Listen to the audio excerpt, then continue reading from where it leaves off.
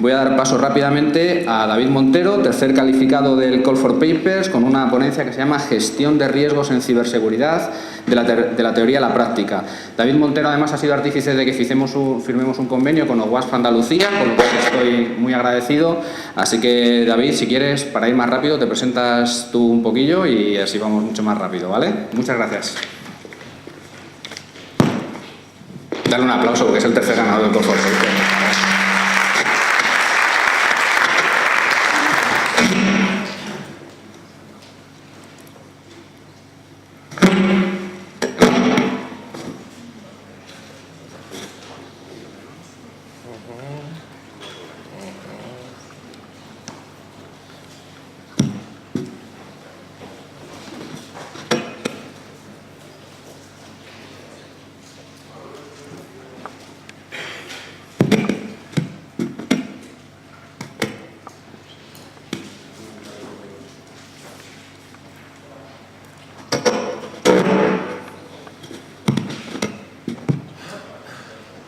Bueno, antes de empezar, agradecer a la ISACA la oportunidad de estar aquí, especialmente a vosotros, que al fin y al cabo habéis votado por esta ponencia.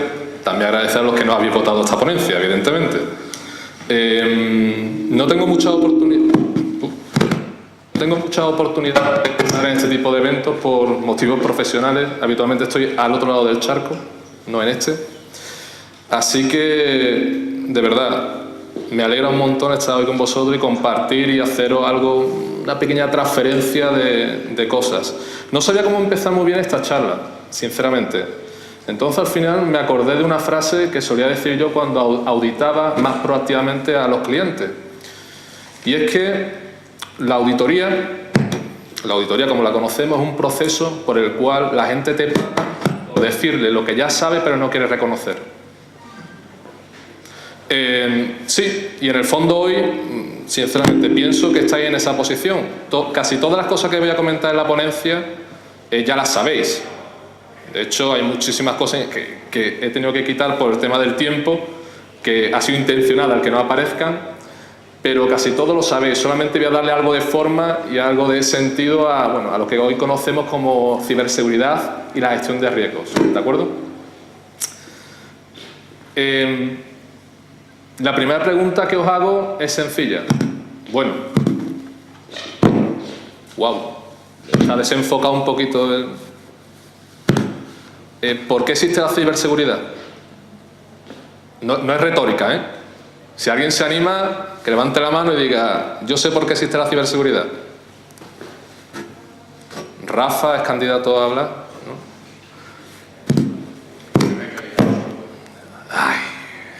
De hecho hay muchísimos motivos, ¿vale?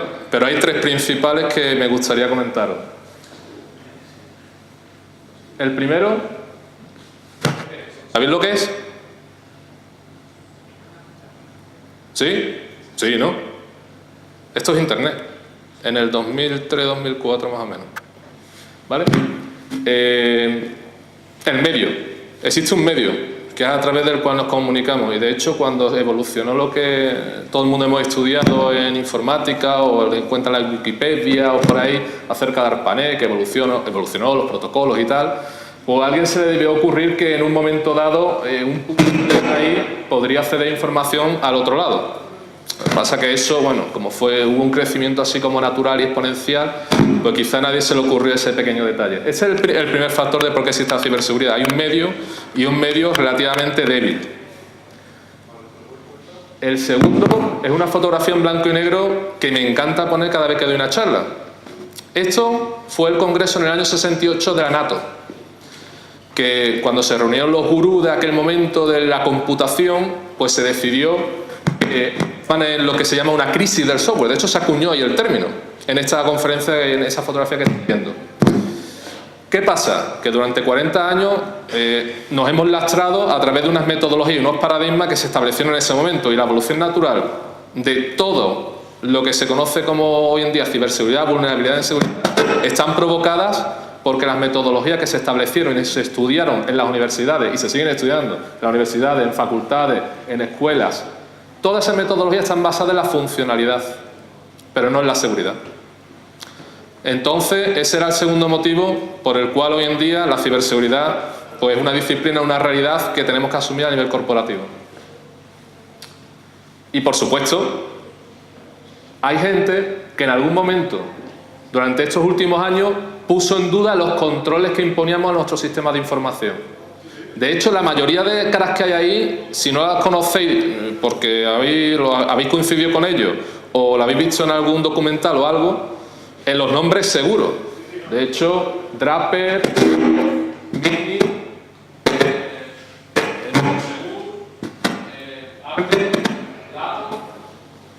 son gente que en algún momento de su vida, legal o ilegalmente, pusieron en duda los controles que estaban impuestos a nivel corporativo. Y evidentemente son otro factor por el cual la ciberseguridad es una realidad. ¿Cómo vamos? ¿Vamos bien? ¿Sí? Desde el punto de vista formal, las ciberamenazas se clasifican en dos grandes grupos. Por un lado tenemos las ciberamenazas de ámbito lógico, que son ciberamenazas que todo el mundo conocemos y que tenemos que pelear casi a diario a nivel corporativo, que son la parte de información, robos credenciales, en el caso de algunos tipos de sectores, el tema de phishing, tema de malware. Bueno, pero que también hay otro gran grupo de ciberamenazas, que son las de ámbito reputacional, que cada vez están teniendo mayor aceptación por parte de las entidades y de las organizaciones. ¿Por qué? Porque una mención negativa con las redes sociales, tal y como están hoy en día, que se le da más credibilidad que a la prensa escrita, pues tienen un impacto enorme en todo lo que hacemos y a nivel de marca. ¿Vale?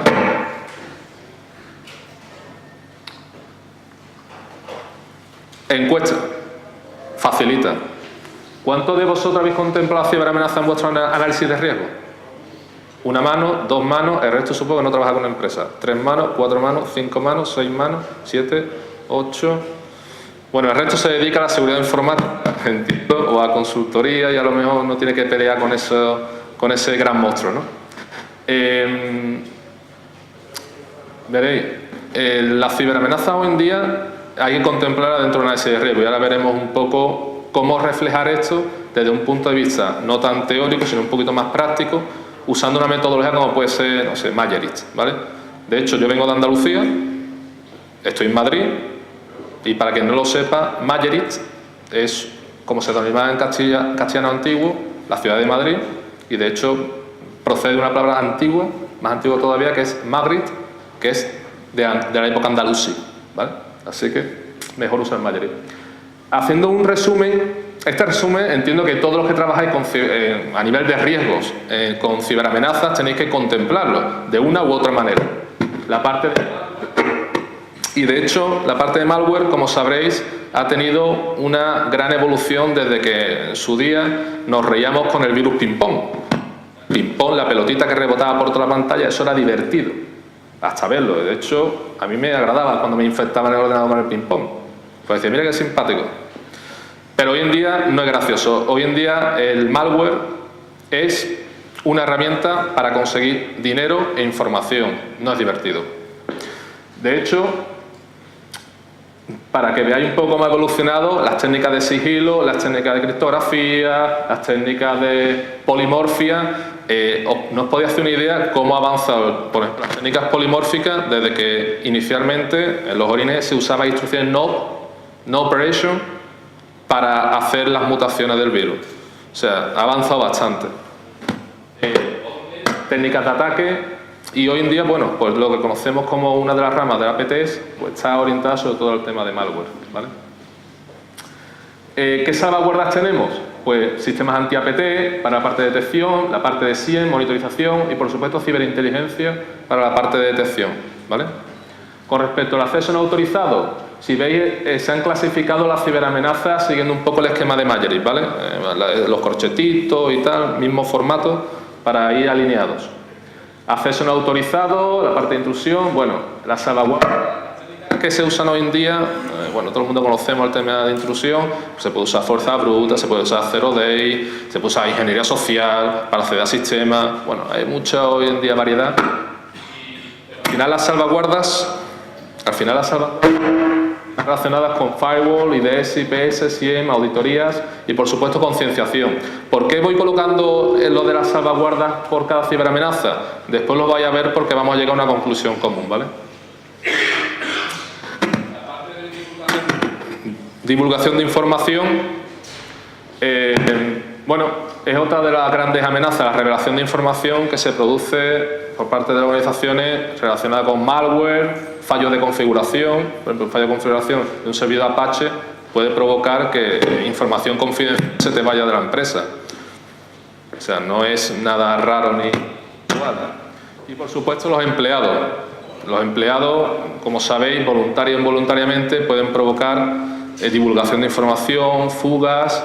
Hoy en día es muy típico, a lo mejor en un entorno corporativo, un programador que ponga en, no sé, en una web de programadores un trozo de código para que el resto de colegas le dé su opinión.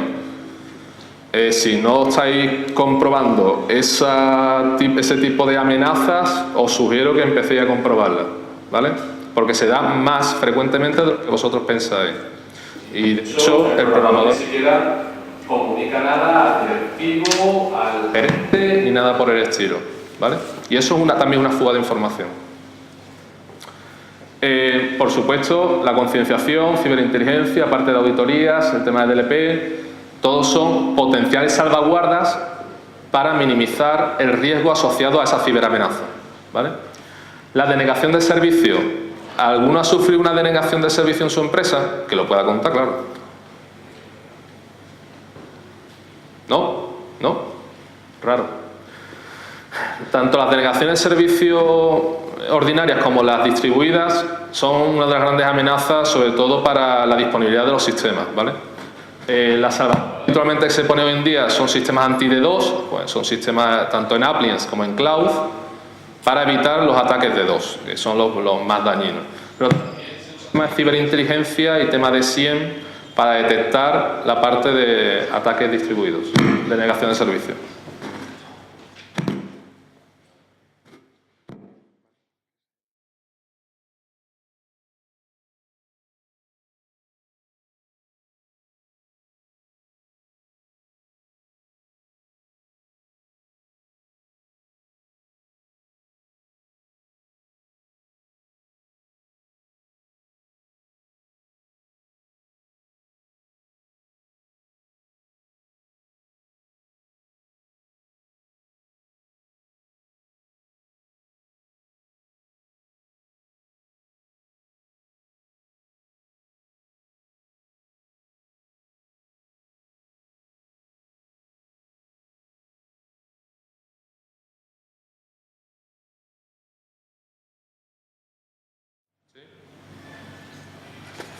¿Sí? Vale. Otro grupo de amenazas lógicas son la parte de ingeniería social, por ejemplo. Vamos a ver, ingeniería social, como sabéis, aprovecha la habilidad de elocuencia, charlatanería, engaño, en definitiva, para conseguir información y hacer que el personal, pues, tú consigas algo de valor, ¿vale? Bien puede ser una credencial, bien puede ser algún tipo de información confidencial de la empresa, etc. Las salvaguardas que habitualmente se imponen, por un lado la parte de concienciación y por otro lado la parte de ciberinteligencia, ¿vale? Que son dos de las salvaguardas más habituales. Y en el tema del phishing, el phishing, como sabéis, es una forma también de ingeniería social, pero no está orientada, o habitualmente no está orientada contra los usuarios internos de la organización, sino contra los usuarios externos, es decir, toda la parte de clientes, ¿vale? Y por supuesto concienciación, ciberinteligencia y tema de SIEM. Si alguno se pregunta por qué pongo el tema de SIEM, bueno, es por alguna de las técnicas de detección de phishing, que analizando los logs de referer, que pues, como sabéis los referer, cabecera HTTP, bueno, quien no se quede despistado, con eso puedes pasarlo por un SIEM, evidentemente para maximizar tu capacidad de detección de esos logs que el phisher está haciendo referencia a la web original, web legítima de tu organización, ¿vale? Y las amenazas reputacionales. Las amenazas reputacionales, tanto menciones negativas como perfiles falsos, son otro de los grandes focos de riesgo hoy en día y como os comentaba al principio, las organizaciones se están dando un poco de cuenta que, bueno, que eso de que todo el mundo diga en Internet lo que le da la gana, Pues sí, pero mejor lo detecto para gestionar las crisis reputacionales que me puedan surgir. Y de hecho no hay una salvaguarda ideal para el tema de las amenazas reputacionales, porque está fuera del entorno corporativo vuestro. Sino, al final, con ciberinteligencia lo que intenta es hacer una detección temprana de esa amenaza para usar tu propio procedimiento de gestión de crisis y minimizar el impacto reputacional que ello supone. Llegado a este punto, pues si vosotros en vuestro análisis de riesgo habéis contemplado ciberamenaza, tendréis evidentemente una categoría de ciberamenazas que, bueno, que ahí hoy coloco una columna que está trazada con respecto a Mayeritz, las que existen según Mayeritz, y ciberamenazas con los activos que se verían afectados por esas amenazas especificadas, ¿vale? De la misma manera se puede hacer la correlación de salvaguardas, es decir, tenemos una serie de salvaguardas especificadas, no están todas evidentemente, y las ciberamenazas que tendrían impacto sobre esa salvaguarda, es decir, que conseguirían minimizar de alguna u otra manera el daño que nos provoca la materialización de esa amenaza. Yo solamente comentaros que de forma transversal hay tres salvaguardas que suelen afectar a más ciberamenazas que otras. De hecho, son las tres que tradicionalmente tenemos en mente en nuestras empresas, es decir, yo quiero eso, ¿vale? Que son la parte de SIEM, la parte de concienciación tan difícil de implantar en las empresas y la parte de ciberinteligencia. Por la parte de SIEM conseguimos de alguna manera monitorizar y detectar amenazas desde el punto de vista corporativo, interno, y desde el punto de vista de ciberinteligencia todo lo que sea externo. De esa manera conseguimos una detección de lo interno y lo externo, y si tenemos un SIEM maduro, pues correránlo todo, ¿vale? Una mención especial tiene el tema de la eficiencia de las salvaguardas, ¿vale? La eficiencia de las salvaguardas, como sabéis, ningún sistema de seguridad, bueno, ningún sistema de información es seguro, al 100%. De hecho, es una premisa que todo el mundo aprendemos en las universidades, en la escuela, en el trabajo. Así que, evidentemente, la eficiencia de las salvaguardas no puede ser 100%. Llegaremos a un 99, a un 98, a un 97, a un 96, la cifra que queramos, ¿vale? Pero no puede ser 100% de base. Entonces, quien piensa que la salvaguarda ideal existe en ciberseguridad se equivoca. Pues siempre hay, y eso debido a la construcción de los sistemas de información, siempre hay algo que tú no controlas, ni la salvaguarda es capaz de controlar. El problema que tenemos la gente que viajamos mucho es que en los aeropuertos nos aburrimos, sobre todo cuando hay que coger muchos vuelos. Entonces nos da por pensar. O nos da por jugar o nos da por trabajar. A mí me da por pensar, ¿vale? Y después de algunos años, como os comentaba, auditando, pues yo me preguntaba y digo, jolín, ¿cuántos calculan el riesgo mirando al pasado? ¿Me lo sabéis decir? ¿Cuántas empresas lo hacen? Ahí está Antonio, que evidentemente dice todas. Todas miran el riesgo, calculan su riesgo mirando hacia atrás.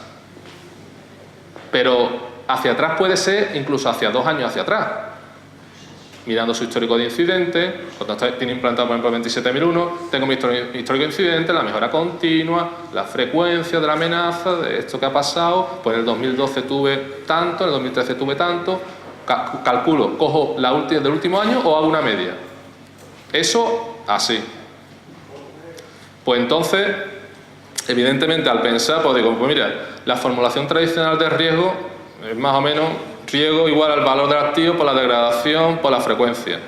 Y la frecuencia pues tiene una tasa de ocurrencia de una amenaza o el número de sucesos, efectos, una unidad de tiempo, bla, bla, bla. ¿Vale? ¿Qué quiere decir esto? Quiere decir que si nosotros la frecuencia de que se puede ocurrir una amenaza la cogemos de 2 años para atrás, de 1 año para atrás, estamos calculando el riesgo mirando hacia atrás. Pero no estamos calculando el riesgo mirando ahora, ni siquiera mirando para adelante. Así es como, bueno, empecé a trabajar un poco en el tema del factor de exposición. La problemática que tiene la frecuencia, bueno, la falta de información en el cálculo inicial de riesgo, eso todo el mundo sabe, cuando hace un análisis de riesgo empieza desde cero, ¿La frecuencia tuya cuál es? ¿Cuál es tu histórico de incidentes? Si empiezas de cero. A lo mejor sí o a lo mejor no. Si no, te vas a las estadísticas generales, por ejemplo el tema de phishing, te vas al Anti-Phishing Working Group, te vas a no sé dónde, te bla, bla, bla, y empiezas a mirar o empiezas a estimar o empiezas a calcular o empiezas a inventar de manera más subjetiva o menos subjetiva tu riesgo, ¿vale? El atributo de frecuencia tiene cierta incompletitud. De hecho, ya lo veréis porque al final te está dando una especie de aproximación estática hacia la probabilidad de ocurrencia. ¿Esto qué implica? Implica, como os decía, si vosotros decís que el año pasado tuvisteis 15 casos de phishing, vuestra frecuencia, habitualmente que pongáis para este cálculo de riesgo de este año, decís 15. No. Eso no funciona así. Y de hecho, no solamente os podéis basar en las tasas esas de ocurrencia, tenéis que ver también vuestro entorno, ¿vale? Y por supuesto, los actores que rodean la parte de ciberseguridad constituyen un ecosistema dinámico. ¿Entendéis ese concepto? ¿Sí? Veréis, ciberseguridad, información, gobiernos, grupos de ciberdelincuencia, grupos de interés, competencia, que evidentemente para espionaje industrial, terceros, países en riesgo. ¿Ustedes imagináis que el mismo riesgo de sufrir un ataque lo tenéis si estáis en España que si estáis, por ejemplo, en Brasil? ¿O si estáis en China? ¿O en Estados Unidos? Bueno, esa era un poco la base. El ecosistema en el cual se maneja la ciberseguridad es bastante dinámico.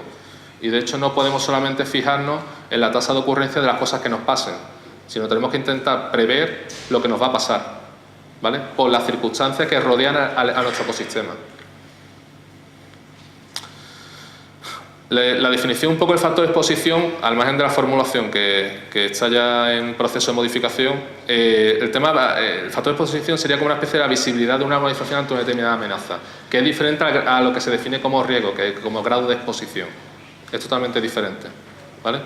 Y de hecho, la idea del factor de exposición es obtener un elemento dinámico, cuasi predictivo, que permita a las organizaciones conocer la tasa de ocurrencia de lo que me puede pasar, no de lo que me ha pasado hace un año o hace 2 años, ¿vale?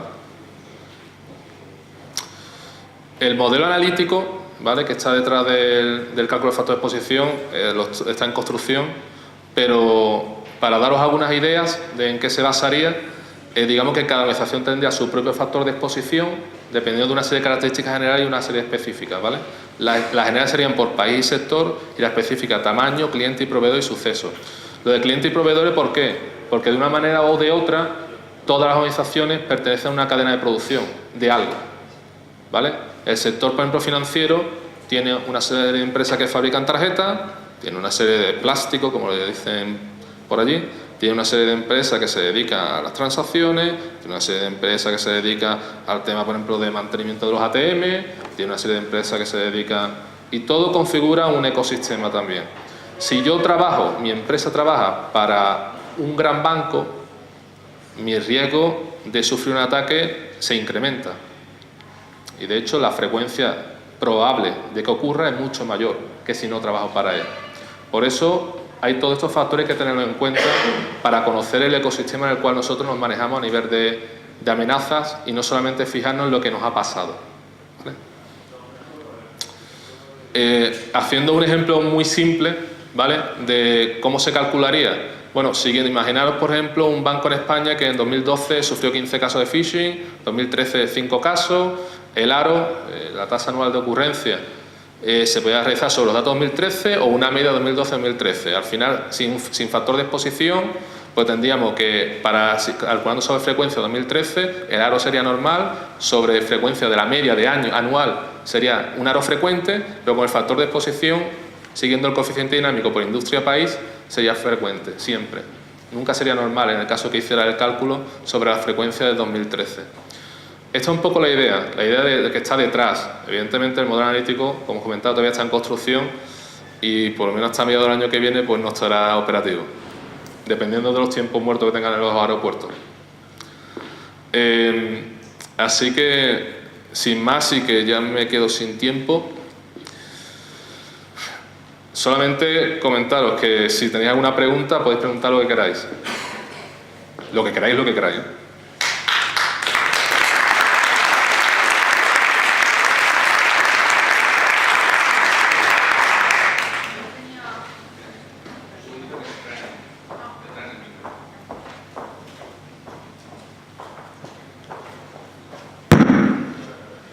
Bueno, yo tenía una pregunta-sugerencia, porque yo también he tenido que hacer este tipo de análisis de riesgos.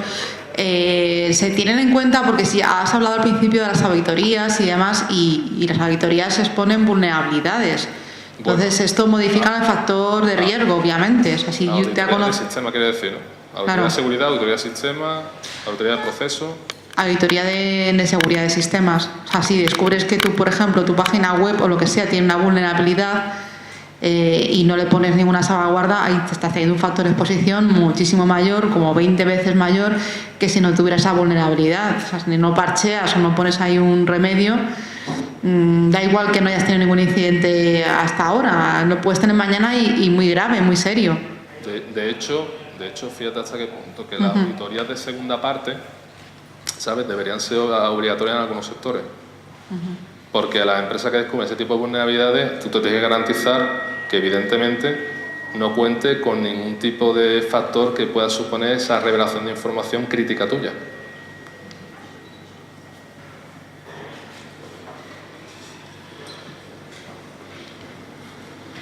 ¿Una pregunta más para David? ¿No? Todavía no, ¿eh? Puedo llegar a tomarme una Coca-Cola a las 8. Bueno, pues muchas gracias a todos, ¿eh?